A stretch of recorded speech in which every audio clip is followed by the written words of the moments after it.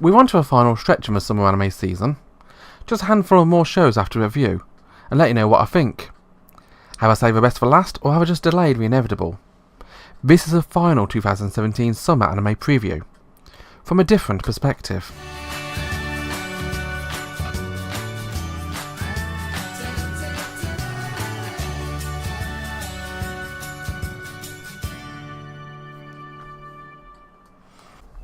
You can usually tell how interested I am in watching a show by looking at the order of shows I preview and where it comes.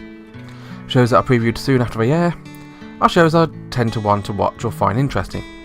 Shows like Hitoajime My Hero, which appear on shows which aired almost a week after it first appeared online, are clearly low on my priorities. It should really come as no surprise, as I make no secret of my anime preferences. I like them cute and cuddly, but not in that way, and avoid things that are bloody or gloomy or out of good cause. Hitoajime doesn't really meet the first criteria, as it's very much a slice of life series that is the Fujoshi equivalent of our cute girls doing cute things genre. Cute guys doing cute things? There's a certain ring to it, but the cute things aren't the same due to differences in the marketplace. Hitoajime My Hero follows the story of Masahiro Sadakawa, a delinquent who's often just dragged along and gets involved despite not really being too interested in getting into these situations. And so a chance meeting one day has him meet a kid his age and becoming friends. Fast forward to present day, and Masahiro and his friend Kensuke are now in high school. He's mostly managed to move away from being a delinquent as well, thanks in no small part by the fact that Kensuke's big brother is a notorious brawler who beats up delinquents. There's a whole lot of boys love baiting in the first episode, which again does make sense given that this is a show aimed towards Fujoshi. It's not my thing, but I'm not going to say there's no reason to exist, as I understand that they'll probably look at my Yuri bait shows the same way that I look at this. But as I said, it's not for me. If you are interested in relationship form between young men and the complexities that brings, this is probably a show for you. You can find it airing on Anime Strike in America and High Dive in the UK. Do you remember a simpler time? A time when anime was about giant robots, fantasy conflicts, or losers getting alien harems? Magical Circle Guru Guru is an anime that longs for those days. It looks and feels so classic that it's difficult to believe it's a new series and not a rerun. And that isn't exactly a bad thing. We're introduced to our hero, Nikkei. Well, I say hero, he's actually pushed heavily into a role by his father, who had dreams of being a hero when he was younger. Due to a lack of openings in the heroism field, he was unable to follow his dream, and so what he did was what any good parent would do in his situation, and pushed his son into living out his own dream. And a good thing too, as there's recently been a request sent out for a hero to defeat the newly revived Demon King. Lucky!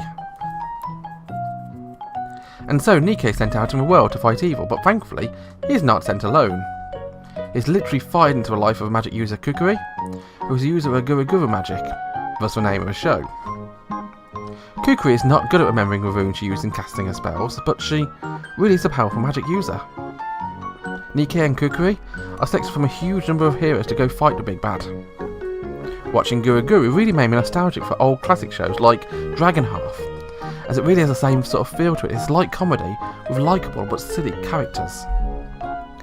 Will this show be a life-changing experience? Probably not. Will it be a series that we remember after a season is over?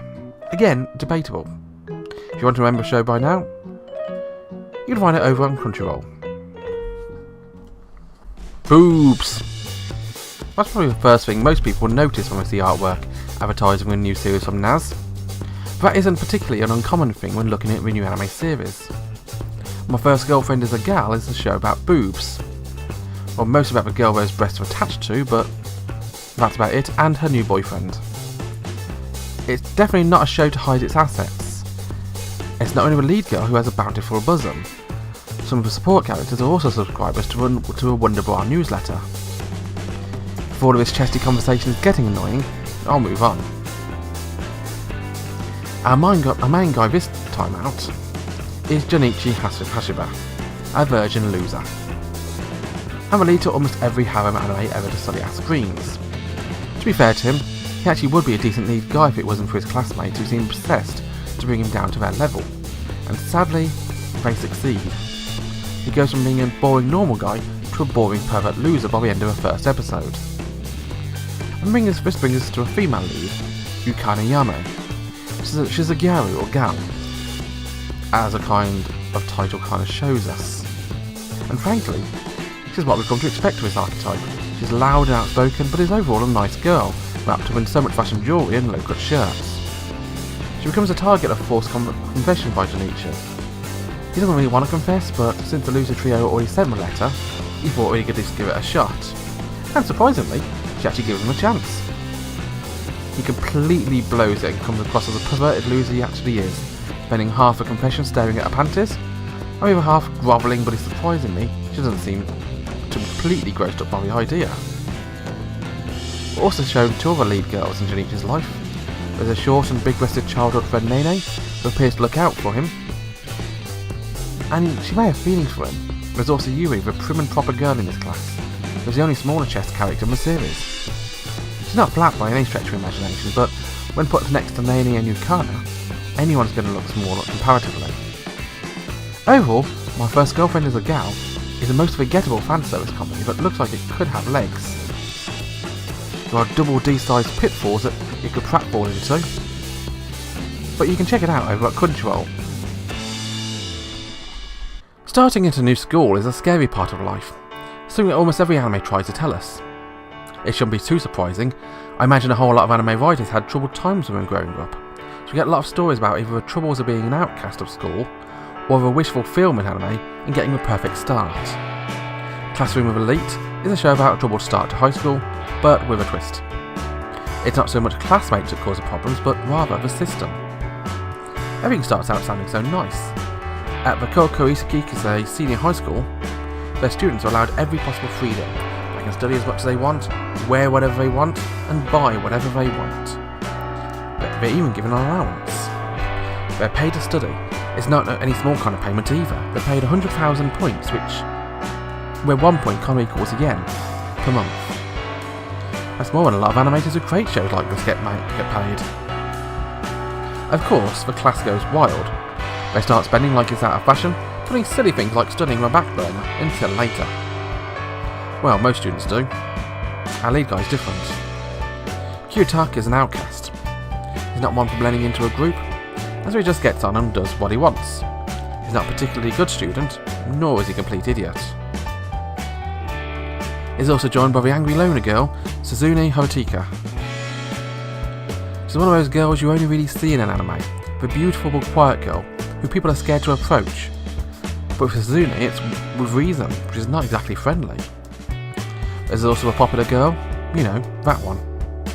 She's so pushy about becoming friends with everyone, she eventually gets around to the two quiet classmates. Everyone in class loves her, Kyukata quickly becomes acquainted, but Suzune isn't interested. She's so obsessed with being friends, she actually comes across as being a potentially Yandere type. I hope not, but it would give her more personality at least. Of course, the free money isn't as good as it sounds. Welcome to education, meritocracy style. Because Class D is so bad in the first month, they get their allowance in the next, and instead of being the previous 100k, they get 0. Really, Classroom of Elite should annoy me more. It stuck up rich kids throwing their money around, but it interested me. It's a fight to be the best, and the anime title letting it go by will be a whole lot of bringing people down a peg or two. If you want to see this happen for yourself, head on over to Crunchyroll. Video games are big business. Maybe that's why big video game companies want to their name on one of the shows. It's very clear from the outset that a lot of the big money behind the new anime gamers is from Sony. I think it was kind of a giveaway when our main guy goes to a game shop, there's nothing but PZ4 games on the shelves. But there are signs of it later in the episode too. But enough about the money, what about the anime itself? Well, the first episode starts out quite oddly, and almost retrospective events that have yet to come. What it looks like a confession. But enough about that, let's get back to a game store and the first real meeting of our lead guy Keita and the lead girl Karen. Karen is the school's most beloved person. Guys love her, girls are flocking to be her friend, though as the anime very forwardly puts it, she is destined to lose it all. She's Tessa's interested in games, or so it seems, when she accosts our hero in a game store. We later learn that she's not so much interested in him as a man, but instead as a gamer, as she's the president of a video game club. We're also introduced to Tasuku, the handsome guy in his class who has too cute girlfriend Aguri. She's seriously high maintenance and is always clinging on to him, but Tasuku really seems to have his head screwed on firmly, except that he's a complete weirdo who's so full of himself for his perfect life and his ultra cute girlfriend. We're introduced to some real on-the-ball video game jokes and references in this anime as well. Jokes that people who don't know video games would recognise, but those who play games would laugh about. It's an odd sense of genre-aware humour that pushes gamers over the top for me. The silliness comes to a head when we're introduced to more of a game club. We learn we're not just gamers, we're a type of gamers to be able to beat Dark Souls blindfolded, or to beat Super Mario World in less time than it takes to drive a lap of a Monaco Grand Prix circuit. And it is possible, believe me. It's not Cage's kind of setup, and so he turns her down. He likes games, but not in that way. He really does just turn her down. The most popular girl in school as well. And thus begins the downfall. Gamers is a laugh-out-loud comedy full of visual puns and gaming references. It's not going to be a smooth bike ride by any stretch of your imagination, but it's going to be a fun one regardless. You can join me in watching this on Crunchyroll. And it's finally over. Not the anime season, we'll still have a whole lot of more weeks to enjoy this. The previews, I mean. I've written over 30 different previews and I'll let you know what I think. Ah well. Join me again next time when I'll recap, reposition and regret giving myself more work to do. Thanks for watching, have a wonderful day, bye bye.